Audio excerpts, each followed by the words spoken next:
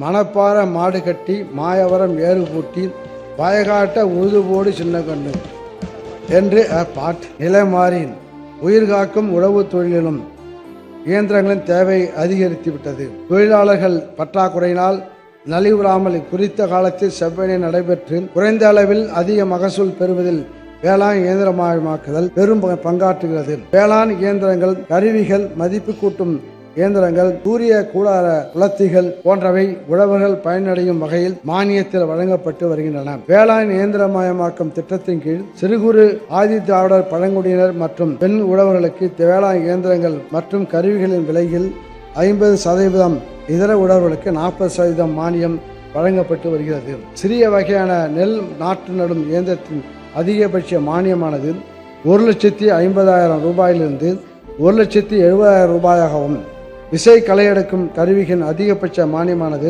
63,000 ரூபாயிலிருந்து 85,000 ரூபாயாகவும் உயர்த்தி வழங்கப்படும்.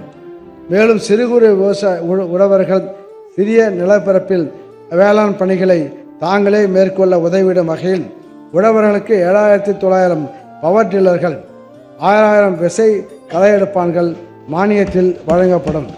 இத்திட்டத்தில் வருகின்ற 2025-26 ஆண்டில் கலைஞரின் அனைத்து கிராம ஒருங்கிணைந்த வேளாண் வளர்ச்சி திட்டம் செயல்படுத்தப்பட்டுள்ள 2338 கிராமங்களில் 5,000 வேளாண் இயந்திரங்களும் கருவிகளும் முன்னுரிமை அடிப்படையில் வழங்கப்படும். பாரம்பரியமான KTV true value groundnut oil.